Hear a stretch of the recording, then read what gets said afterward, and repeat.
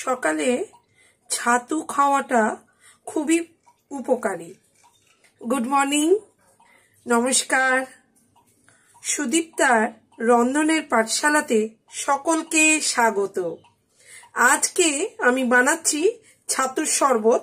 এখন এই শরবতটা আমি আমার ছেলেকে দিয়ে দেব। এতে নিয়েছি ছাতু 50 গ্রামের মতো, আর দিয়েছি লবণ।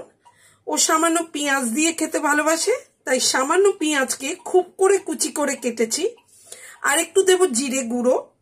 যদি জিরে গুঁড়ো না দিতে চান তাহলে গোটা জিরেকে চাটুতে নেড়ে ওই ভাজা মশলাটাকে গুঁড়ো করেও দিতে পারেন। আর দেব হাফ টুকরো লেবু দিয়ে জল দিয়ে এটাকে গুলে খুব সুন্দর খেতে লাগে এই শরবতটা, এবং এর অনেক উপকারিতাও রয়েছে।